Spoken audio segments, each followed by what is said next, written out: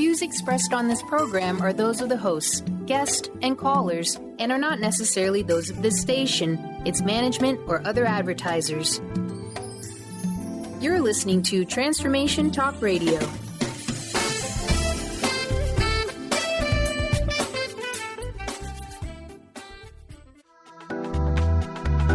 This show's audio was via a Skype call.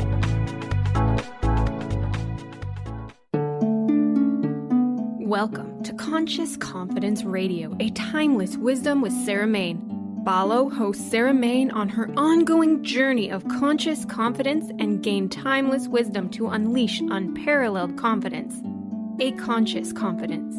Learn to ignite the living spark of wisdom, a new narrative for fulfillment contained in Sanskrit and the ancient, powerful, engaging, and fun conscious conversations to discover your own magnificent true self.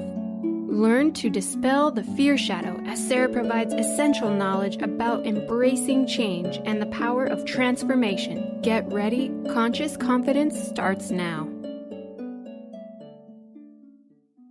Hey, everybody. I'm Dr. Pat. Hi, I'm Sarah Main.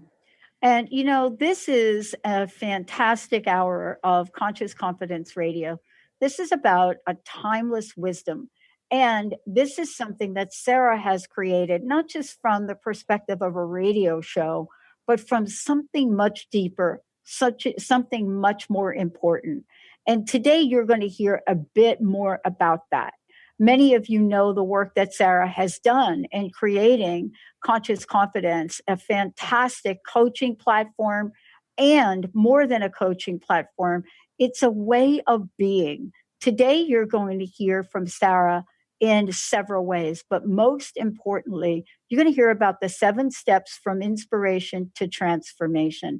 Sarah, this is kind of exciting to really watch the journey of you and Conscious Confidence, but also to really share these powerful messages with people. Yep. Thank you, Pat. Yes, the conscious confidence development has definitely tracked the 7 steps from inspiration to transformation or completion. I'm on the journey. Oh my God. You know, it's something that we're talking about this because it's fascinating that you and I both, when we say yes to that thing that we're really called to do, the lessons that come with that are hard to explain, right? Absolutely. Yeah. It never goes in a straight line, but everybody knows that. Yeah. But this topic is such an interesting one. I mean, you could spend a lifetime just studying this and coming to understand it. But I thought it was important to talk about it today because the 7 steps, as there's sort of the shorthand for them, but you could understand them as 7 gateways, 7 stages, 7 phases, 7 energies. But it is like a law that operates, and often in the development of something, when you say yes to something or you just decide to do something, which is the same as saying yes to something, it seems like it's going to be random, but actually it isn't. There are laws that govern it. These are great laws, and I learned about them when I was very young, and my whole life I've seen that when someone looks like they're in a state of confusion and they're lost, they're actually at a certain point along the process. And this was all laid out, you know, in the ancient wisdom traditions, so it's not new. It's just this knowledge has been largely forgotten, and therefore people can lose heart and not realise what's actually going on, that there are greater forces operating as they proceed through a project or something they want to do, or basically they just say yes to some great calling within themselves. Yeah.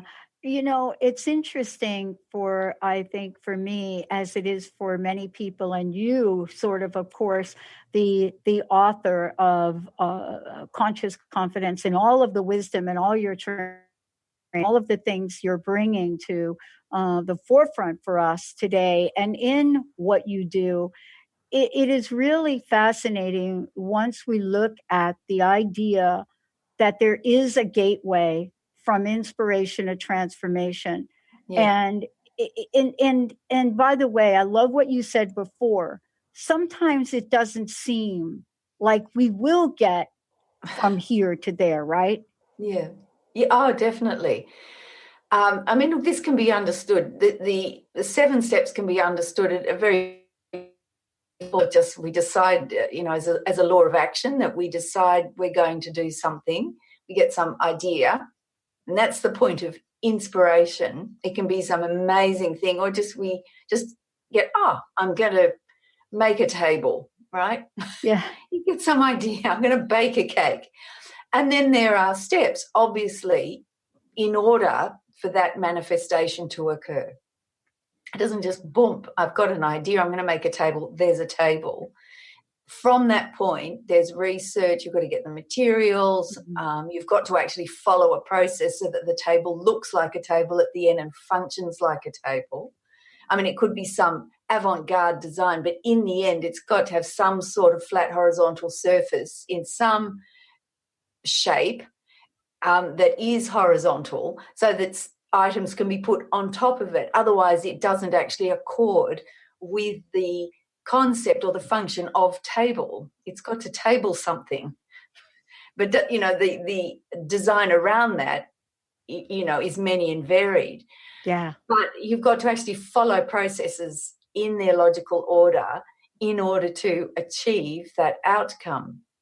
Yeah. It's so interesting you're talking about that, because you know what I'm struck by? Anytime I've had to make something physical, like with my hands, I've never walked away from it. Meaning I've never, what is it? I've never given up. Yeah. Right. And yet what you're talking about here is the idea of making a table, understanding it, and also understanding that the gateways provide a pathway, in a sense, to a sense of freedom, right? Absolutely. And so the higher levels, I mean, it can be in a physical way, as we've described making a table, but the ultimate example is the evolution of human consciousness from the individual point of view to a universal consciousness, from individual to universal, or full realization, full self-realization. And there are 7 steps to that. And conscious confidence definitely is an example of its evolution, is an example along the way. I certainly wouldn't say I'm there, fully there yet. And the way I was taught was, if you're standing there proclaiming, yep, I'm at level 7, then you actually are not. Because that's an ego situation. I mean, that's another conversation. Well, what are the origins of the 7 gateways? Because I have to tell you, there's something powerful about saying 7 gateways. I know I originally said steps, but now that I heard you say gateways, I really love that phrase, gateways. And I don't know why that seems so powerful to me today. Well, it's a point of entry. I mean, they happen naturally. It's not like you say, right, I've decided I'm now moving to the next gateway. It will happen naturally. The origins are that these 7 gateways were articulated, these 7 steps or stages were articulated by a sage called Vasishta, and he was speaking to his student, who was the Prince Rama. And this was originally written in Sanskrit many, many, many thousands of years ago. I'm going to look to my notes because I can read you a short example. It's from the Yoga Vasishta, which some people may have heard of. And he says, I shall now describe to you, O Rama, the 7 states or planes of wisdom. And knowing them, you will not be caught in delusion. And delusion means, you get lost thinking something's something other than it is. So you're being deluded. So he said, if you know this, you won't be caught in delusion. So he says, pure wish or intention is the first, inquiry is the second, the third is when the mind becomes subtle. Establishment in truth is the fourth, total freedom from attachment or bondage is the fifth, the sixth is cessation of objectivity. Now, you've got to understand this is an English translation of Sanskrit, but this is where individual objects dissolve. And that means you don't actually live in a world full of objects that you perceive. You understand the underlying consciousness behind them. And the seventh is beyond all these. So that is, it's classic Sanskrit, that when you translate it, it may seem a bit obscure. And my job is to unpack that and make it more practical, more accessible, because this knowledge is gold, gold, gold, and it will help. You know what I love about this, Sarah, is that, and this is just my point of view, in the world that I've got to know over 15 years doing this, many people have touched upon a pseudo acronym process, sort of almost a conversation. But in working with you, this wisdom you're sharing is so clear. You know what I mean? Yeah. I'm not saying I understand it. That is not what I'm saying. I'm not saying I get it. But the clarity by which you talk about it, and what that means, though, for people that work with you in your coaching program, is they will understand what to do. Yeah. Right? Absolutely. Not that everybody's going to do it the same, but the way that you're sharing this wisdom, the absence of cliches, the absence of, sort of how to go about this from a totally material world perspective just hasn't been working for us. And you're bringing something that is just, it's timeless, but it hits the root of who we are. Yeah. And I think that's what I'm really struck by right now about this. And I think that's very special. Well, yes, it's, I mean, I'm lost for words. Thank you. This is what I was given. And this is source, SOURCE, source wisdom. And it was given and is given. It's always available. It's ever available. It's a thread of consciousness that is ever available. And it holds the potency and the strength and the power and the clarity, as you've noted, for all time, because it's there for humanity to transcend consciousness, to raise their level of consciousness. But no one can do it for you. And this is the power of understanding the 7 steps, because in the end, when that point of inspiration strikes, when that desire arises, and the first step is called in Sanskrit Shubhechcha, which means good desire. Shubha Ichcha, it's a compound. It means good desire, good impulse, inspiration. And that, in a sense, comes from we know not where. Inspiration can strike at any moment. You can be hearing something someone says, and there's one thing in it, and bam, it hits you.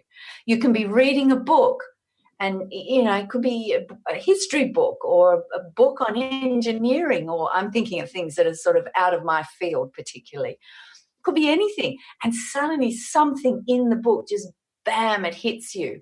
And it'll be exactly what you need to know. But it's the sort of inspiration that brings an energy with it, and it starts you, in a sense, on the path, on a journey. It opens up this energy and a desire comes with it. There's a decision and a desire, and they're almost synonymous. They go together, that you want to be, that you are greater than you feel yourself to be now, and you want to realize that. Wow. And that could be through a project that you're working on, like conscious confidence, for example. Trust me, I didn't see this coming. I had another idea. I was working on that, and then you emailed me out of the blue. Out of the blue. I never heard of you. I know. Isn't that incredible, though? It is incredible. And when we started talking, bam, and we were talking about something else, and then bam, it happened. It's just, I'm more aware of it because I know about the 7 steps. I wouldn't say I fully understand. No one can ever say that. But, I'm aware of it. And I thought, something's here. And then it's a case of following and keeping up.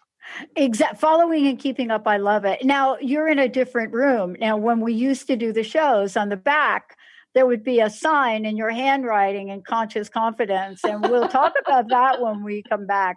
When we come back, we're going to take this journey. But the thing I love about this is that, you know, 2 words, conscious confidence, 2 words has such profoundly timeless meaning. And the energy and the implication of what you're talking about today, the gateways, the 7 gateways, which we'll talk about, they are by far, if we are awake enough, our eyes wide open, we will get the messages on what we should do next. And also when we come back later on, we'll talk about what happens when the gateways are in front of us and we turn around and walk the other way. Let's take a short break, everybody. We'll be right back.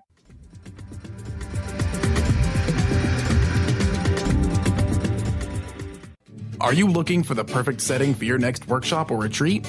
At Spirit Fire Meditative Retreat Center, cultivating consciousness is what we do best. Our guests count on us to create an atmosphere that supports serenity and well-being. We lead from the heart and create space for the mind. Freshly prepared meals designed with local and organic ingredients, 95 acres of beautiful woods and pastures, and a facility built with green in mind. This is what you'll find at Spirit Fire. For more information, visit spiritfireretreatcenter.com. Tune in to The Jen Royster Show, intuitive guidance to inspire your life, each Thursday at 8 a.m. Pacific and 11 a.m. Eastern on TransformationTalkRadio.com. This amazing show is an inspirational hour that will take you on an epic metaphysical journey to discover the spiritual approach to life's greatest challenges. Dr. Jen is an internationally known intuitive counselor, spiritual teacher, and energy healer. Call in for intuitive readings and visit JenRoyster.com for more information. Could you swim with sharks? Is fear holding you back from living your life? The time is now to jump in and be courageous. Shelley Ryan has created a retreat to help you move past your fears with confidence. Join her June 30th through July 7th in Mexico. Have some fun, relax. Plus, you'll have the opportunity to be courageous with a whale and shark adventure. For more information, visit yournextchaptercoaching.com.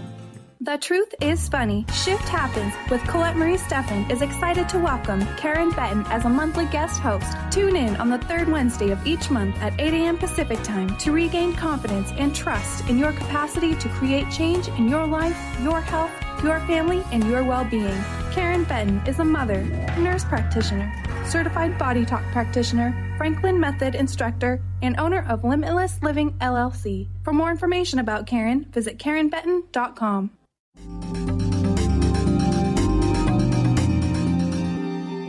Welcome back, everybody. Welcome back. I'm Dr. Pat, and I'm here with Sarah Main. And as I said before, you know, Sarah has created an incredible way for us not only to look at life, but to live life. That's conscious confidence, a timeless wisdom. For those of you out there, go to her website, consciousconfidence.com.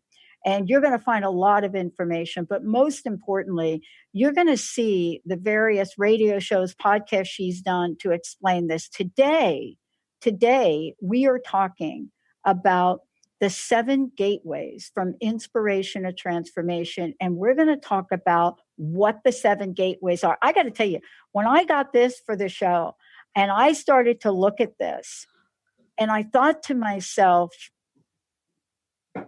wow, we've been living this, but I didn't have the framework for it. And sometimes life seems chaotic. And yet when I looked at this, there's something to be said about organized chaos. and there are gateways. So let's talk about them, because this is so important for people to hear. I think it's a message of hope and action, really. Absolutely. Yeah. Thank you, Pat. Absolutely. If you have this, then you can understand where you're at and cut yourself a break.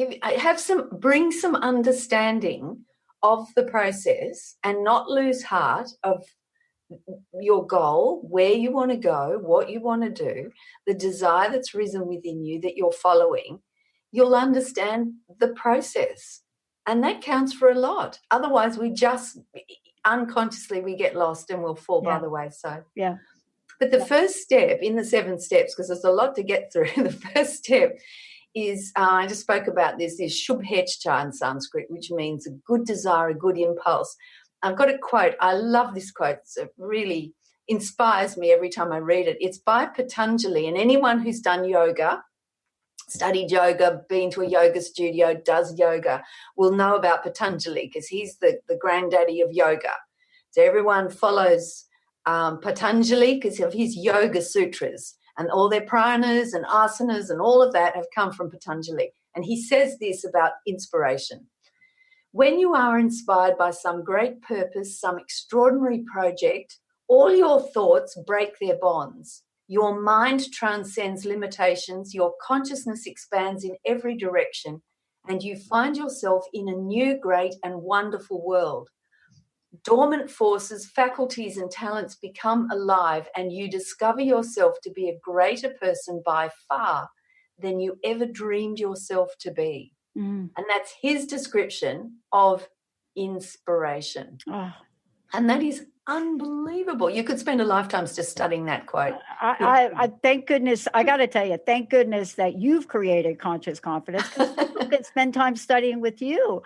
Okay. We do not take enough time to that. When you're reading that, there was an energy to that. See, there's an energy to that. Yes. That's the power of source wisdom, source knowledge. It connects you directly with universal consciousness. That's what I was given, and that's what I'm aiming to do through Conscious Confidence, connect everyone to source wisdom. The power is there. It's their power, but you need the source wisdom.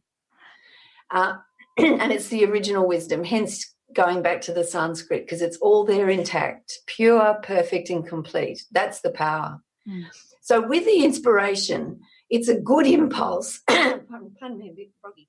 It's a good impulse, and it brings a desire and a decision with it. The desire will come and the energy comes and you say, I'm going to do something, or I get this calling. And in that decision, you're saying yes to it, right? So they're all the same things happening. It's all happening at the same time. Right. Even if you don't shout yes, you might. Energetically, you're all in. You might. You're in. Right. You're in. Go, oh, I guess I suppose so. You've actually decided you're going to do it, right? Yeah. In some form or another. And that is the first gateway. And that is a quantum shift from where you were before to where you are now. Even if it's you're going to make a cake, right? You've gone from that desire not being present to that desire being present. And that's completely different. There's different energy there. There's different knowledge there.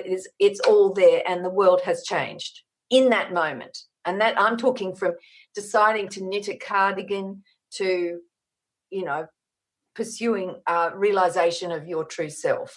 Let's take it like that, right? Yeah. And everything in between. That's right. So from that point of inspiration or good impulse, then the second one is application, or in Sanskrit is true inquiry, and the Sanskrit word is suwicharana. And the description of true inquiry is it's an application of reason, but you genuinely start seeking out new knowledge. Okay? So in the case of the cake, you might want to go to a recipe book or get online and you start looking for new information. All right, how to make the cake, different cakes, all those sorts of things. But in terms of personal development, spiritual development, you start looking for new knowledge and you'll look for someone to teach you. All right, and these days the problem is so much out there. It gets very fragmented and distracted. It does. And that's where, as you say, it gets very cliched and this and that. You need to come back to something that is the source wisdom, and ideally, from a proper teacher that is in a line or tradition, because that carries the energy with it. That's the power of these traditions. So inquiry, it's a rational investigation into a new way of living and the steps required on the journey. Now, remember your desire, you've said yes to this. So you start looking and you start applying, trying to figure out and following the direction of applying that wisdom. All right. And your behavior starts to change. You start making conscious decisions about changing your behavior. Well, we all recognize this. When we decide we want to lose weight, we will look into diets. We'll find something that we like or sounds reasonable. We'll get some guidance from someone we trust. And then we start changing our behavior. We will eat that. We won't eat that. We'll eat this in certain proportions and not in those proportions. Our behavior changes. So the physical habits change. And in that, true inquiry results in a change of mind and heart. So body, mind, and heart are beginning to change as a result of following new knowledge. So it's not just knowledge we've known before, because if we do that, we'll get more of the same. So we need that inquiry from a teacher or from some recognized authority. Let's put it that way. Right. And that applies to anything across the board. Yeah. And so what you're describing, right, is a process from birth. Like we come in and we are dependent upon new knowledge. I don't know what happens when we get older, and we don't think we need any more new knowledge when we get older. But the reason that we end up in a place where, we're stuck is because we're not really inviting that inquiry in, right? Exactly. Well said, 100%. So it's the openness to the new knowledge, and you try something and you see what works and what doesn't work. So your experience is already confirming the validity of the knowledge, but it has to be confirmed in your experience. Otherwise, there's no transformation, because this is transforming in like an alchemical process. It is alchemical, really. Theory into experience. It's like looking at a picture in a recipe book and salivating over the picture of the food. But until you actually decide to make the recipe, go and get the ingredients, follow the recipe in its order according to the way it's laid out. So follow that guidance and that knowledge in some form or another. And there's variations which you find, but if you fundamentally do something different, you won't end up with what's pictured in the book that you desired. Oh yeah, we've all done that, right? And that's also covered in these 7 steps. I'll tell you that. Yeah. But then at the end, when you eat the dish, you get the full experience. You fully realize what you saw as theory on the page, because the experience of eating is not the same as actually salivating at that picture on a piece of paper. Mm-hmm. So that's the difference. You are converting this knowledge, this theory, into actual experience that becomes part of you. Mm-hmm. And that is a process, and you need further guidance along the way. You ask questions, you go back, you try it again, you go back and find out more. So that is a process, right? And all the time you're working against previous habits, right? Habits that will have you go back to where you were before. And we all recognize that, right? And the thing is, this is where knowledge like this helps you understand when you meet a habit where it's easy to get waylaid, you have a bigger vision that will save you from falling back. And then the third step is assimilation or refinement of the mind. The Sanskrit is actually tanumanasa, which means attenuation of the mind. And attenuation is literally like starving the mind. I love that. And now what that means is the mind gets refined, it gets more focused. It's almost like you could just translate it as a thinning of the mind. So instead of just being everywhere, it gets more focused, and you starve the mind of negative thoughts and feelings. And you're doing that by your own desire. You choose not to dwell or feed on negative thoughts and feelings anymore. They're no longer in your you don't have a taste for them. You don't desire them anymore. You want something greater, and you will do the work required so that your mind is free of all that mental clutter. I love that word. And by the way, I have not heard 15 years I'm doing this, by the way, thousands of interviews. I have never heard that term used, attenuation of mind. Yes. And I want to make sure people hear what you're saying, because it has a different energy than assimilation or adjustment or it has a attenuation is almost like this embodiment and freedom that gives us our own permission to change the mind, right? Yeah. The possibility that we could even do it. And it's very different. It's really inviting. And I've never heard that. No, it's amazing. But think of an athlete. An athlete decides they want to compete in the Olympics. Well, they've got to sort of smarten up and toughen, and train and be disciplined so that their muscles are strong and attenuated. I guess I don't know, but but with that, it doesn't sound much fun. But with the attenuation of the mind, the discipline of the mind. And this is growing, it's developing as you're practicing with the true inquiry. There's attenuation of mind emerging. There's a growing lightness and strength in yourself because you're getting free of all this mental clutter that it frankly is like saddlebags. It's incredibly heavy to carry around. So, and it takes up a lot of energy. So there's energy being released as we let go of all this negativity. And we're getting more precise and more focused and clearer. So that's the first 3 stages. And they are crucial, critical stages. Nothing will change without this work. And this is coming from within. No one can make you do this.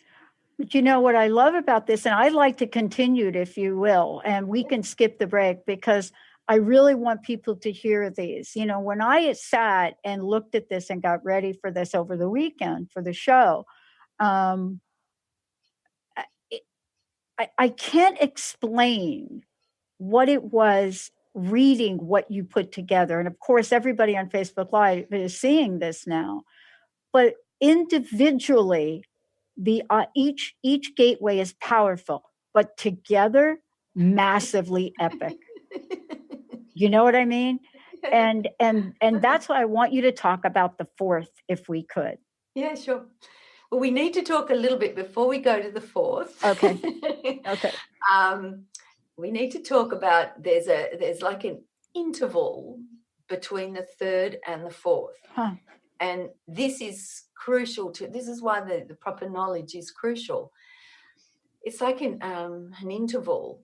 But I don't know. There's a space, and persistence and consistency and continuation of the inquiry and the discipline and the practice is required. And you need to proceed and persist and continue, because without actually crossing that interval, the old habits, because they are old and they're well established, will pull us back.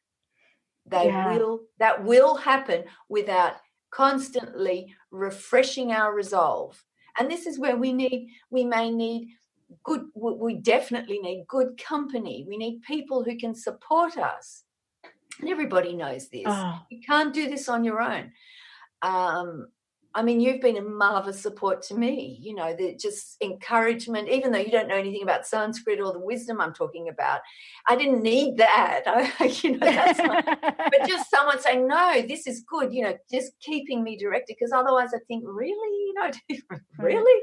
Do people want to know about this, But you know what I love about what you're saying, Sarah, is, and I don't want to blow by it, and maybe we'll take a break before we do talk about illumination, because what you just said is missing from almost everything that people are out there encouraging others to do and change. Yeah. And you said it, and I had an experience of it this weekend on Saturday, and that is, we have to remember to continue the cycle of the first gateway, the second gateway, and the third gateway. Yeah. We have to remember to do that enough so that we can receive what comes next. That's right. Yeah, right? Because it's an emerging, evolving thing. And I'll just, before we go to the break, the example I was always taught, which always amused me, and certainly I was very young when I heard this, so it amused me, was if you decide to knit a cardigan, unless you persist and follow the pattern and keep going, you'll end up with a tea cozy because you'll get waylaid. And that's an example of getting waylaid at the interval. Oh, yeah. I don't love want it. to end up with a tea cozy. All right? No, you don't. Boy, I'll tell you, though, the power in this particular knowing, wisdom. Yeah. See, if we had the wisdom to understand just those 3 gateways, can you imagine how many people wouldn't give up? Exactly. Right? Exactly. And how many times that those of us that are here today have thought about giving up? Yeah. I mean, I'm not an exception to that. No one But is. something about it that we must have learned along the way. Let's take a short break. When we come back, if you're willing to go this far, then what is it that you can be ready and willing to accept and receive? Let's take a short break. We'll be right back with Sarah Main, Conscious Confidence.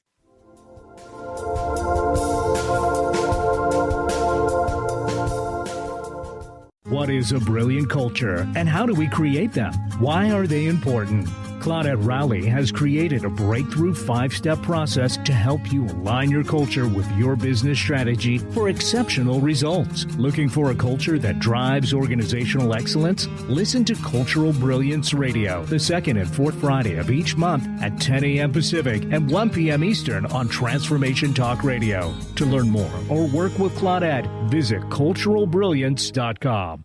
To see your life from an angel's perspective, book a personal consultation with Claire Candy Huff, angelic walk-in angel Ariel at Angel Healing House. Candy provides intuitive counseling, Reiki, and angel readings in person in Los Angeles or nationally and internationally via phone or Skype. She will channel the practical tools you need to transform your life. Call now, 831-277-3716, or visit angelhealinghouse.com.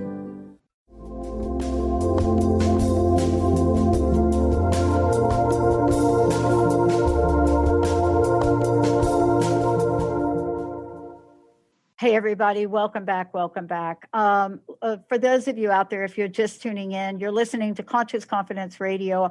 I get to share this time with the incredible Sarah Main, who, for those of you out there, has brought forth a lifetime of learning and a wisdom that is timeless. And I want to make sure you all go to her website, consciousconfidence.com. But when you get there, you're going to see she's put together a beautiful guide for you for balancing the whole person. So please go ahead and get that.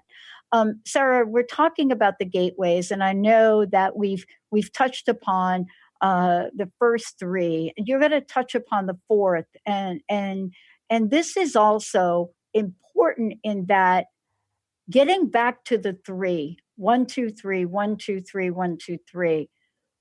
We all have an experience with that, but some of us don't hang on. We don't hang on long enough to get 4, do we? No. But tell us about 4 and why we really should hang on. Well, I'm going to, like any good teacher, I'm going to just quickly revise the first 3 so that 4 has something to sit on. But the first one is the inspiration, the good desire, the good impulse, and that can hit at any moment. It could be a book, it could be listening to a person, it could be anything. And that's where that desire and a new energy enters, and we start pursuing something, right? And then and the ultimate example of these 7 gateways is moving from the individual to the universal.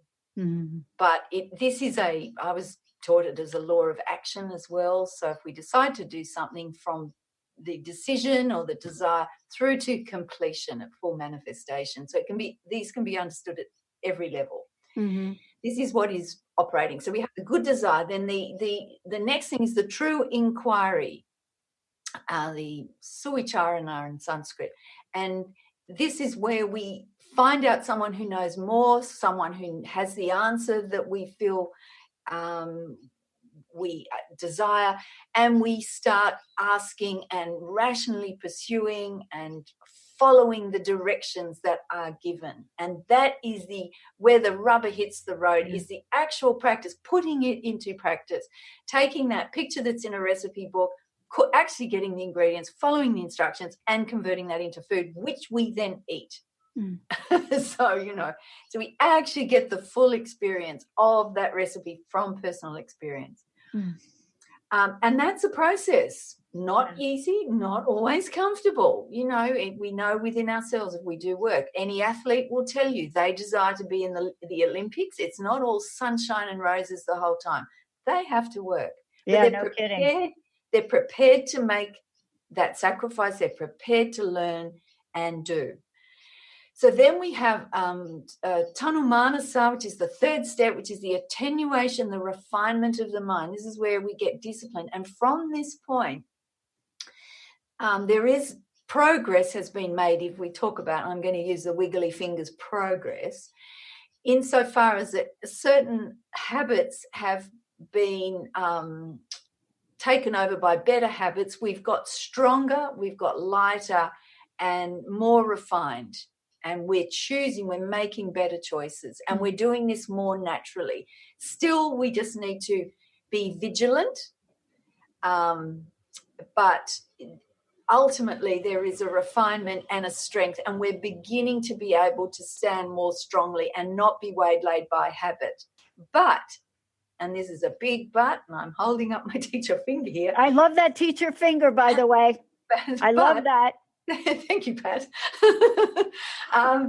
There's an interval, and this is you decide to knit a cardigan, but you get waylaid one way or another with great ideas or habits or something, and you end up with a tea cozy.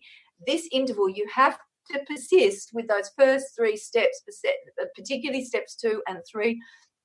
You have to keep going and not lose hope, and you need good company, you need practice, you need to keep asking questions.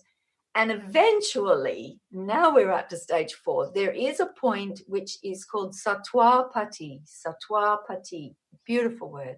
And it's a state of clarity, illumination.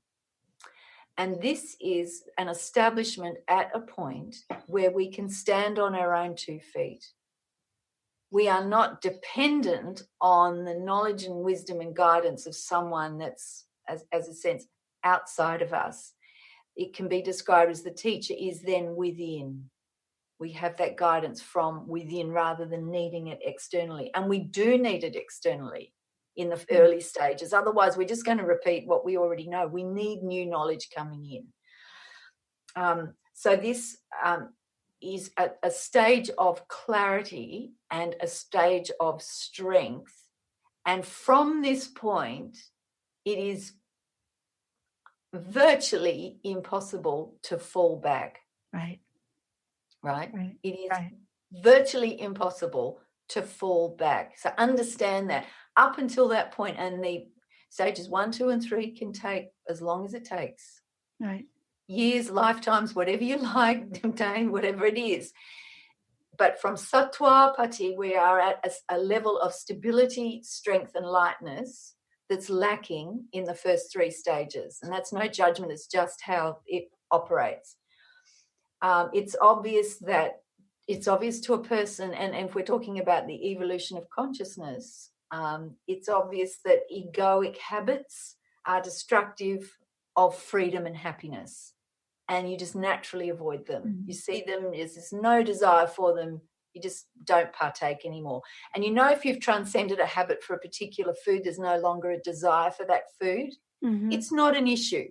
Mm-hmm. If you've given up smoking, for example, mm-hmm. you see a cigarette, there is no desire for it. It's just like, in some respects, you don't even notice it anymore as an issue because that desire has fallen away. Mm. It's that level of strength. You don't have to be strong against it because it's still got a pull. It has no pull for you at all. Mm. And we understand the difference. Right. In that case. So you're at a stable platform and it's very unlikely to fall back from there. And you've got the strength to stand on your own 2 feet. And I say that conscious confidence is this point. And my aim is to encourage people and teach people so that they, through their own efforts, following what I'm giving from the wisdom traditions in this day and age, will allow them to reach conscious confidence at this point where they don't fall back. They're strong. Can I ask you about this? Because this relates to the Fuse program as well. But one of the things I'm really struck by, and I think our listeners will probably relate to this, more so than not, we actually have the opportunity in our lifetime to experience this. Yes. And I mean, I don't know what it's like for other people, but I know for me, that thing that used to be hard, I don't know another word, but let's just say used to be hard. Yeah. It's not hard anymore. Yeah. Right. Yeah. Doing this radio show. Right. Yeah. When I first started this, I brought 4 giant binders into the studio. Right. Laid them out across the entire thing, Benny, because that was my process. Yeah. But what you're talking about is freedom. Yes. Because hard is not freedom, and discipline is key. Absolutely. Yeah. Absolutely. This is the attenuation of the mind. Yeah. And discipline is the way, because it discipline means moving freely. And any athlete, anyone at any level of ability in something in their life, take an opera singer and all of that sort of thing. Do you think they just get there because they like singing? They work at it. And to be the top of their field, they work. But the work is part of the process, and it's an enjoyable part. Yes, there's hard things, but it's also enjoyable. Do you think studying Sanskrit's a breeze? Meditating and practicing of it is a lifetime. But underneath, I wouldn't have wanted it any other way. It's what I deeply desired. Weirdly, other people may have preferred to be doing something else. They did. But this is what I love doing, But as you say, it is part of the process. And we can all recognize it in all sorts of areas in our life. This is not a mystery. But it does explain the process. It's the way it was taught to us is, it's a law of 7. It's the law of action. It is like, it's just a law that's governing. And if you understand that, though, you understand very importantly the first 3 stages. Because our individual ego can get in and, and I'm terrible and I can't do this, or just lose energy and you just get that blah where you just can't do it anymore or something. And this is where you need to, and it's not a problem. It's part of that bottom stage. I talk about bottom and it doesn't make it sound bad. It's those early stages. You need the support, you need the company, you need the encouragement, you need the guidance, you need the wisdom, you need the practice and the experience to find what works and what doesn't work. Absolutely. Absolutely. It is how it works. And we need to understand the persistence. And then, as you say, there's a certain point where and it can be years later, you just suddenly go, I know we're not going to talk about it in this show, but I have to mention it, and I know we only have a few minutes left. I have found that in the process of learning something, of course, I play table tennis, and I prepared for this show before playing over the weekend, and I had this experience, and I'm telling you, I broke down in tears on the court. Now, I have a feeling it had to do with preparing and reading this and the energy of it. But the practice and the time that these mentors of mine put into helping me, and the minute I was able to, what's the word? To actually do the thing, do it, I cried. Because I didn't really know that if I would ever be able to play at that level. How often in life are we told we're not able to play at a level? See, but this is non-judgmental. Yeah. Right? That's what I love about what you're doing. is you're creating an energy of openness for people, not narrowness. And that's the difference in conscious confidence and what you're building, as opposed to previous dialogue about this. You are the person that is opening and allowing the space for people to be all that they could be. And you're giving us a methodology. And I love that.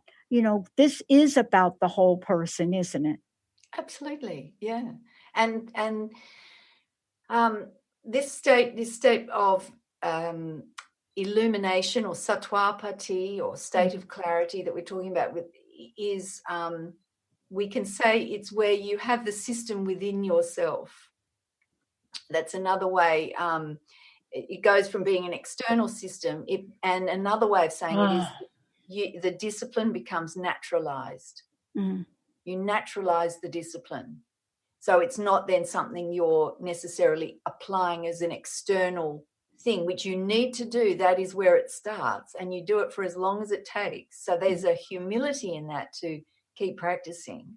But there's certain elements of it become naturalized until that's just your being. The upper levels of it, the higher levels, it have a different nature about them, and that's where because the discipline is more naturalized, and yet in terms of the evolution of consciousness and completion, we go to a point of detachment. The next one is asangsakti, which is penetration or insight and detachment, and that's where we start seeing beyond the appearance of things. We're looking deeper into things, but we're seeing it from this point of strength, remember. And we start seeing everything as consciousness. So despite the forms and the differences, we appreciate the underlying spirit or consciousness of everyone. And one example is you start seeing all people as part of your family. All children are your children. Everyone's of one family. And that's not some blissed out state. That is a practical thing. And you approach people with that same love and care. Then the next level, it refines. And you can't do these. I have to emphasize, you can't get in there and write it. This is now operating at another level. And it's sacrifice and surrender internally.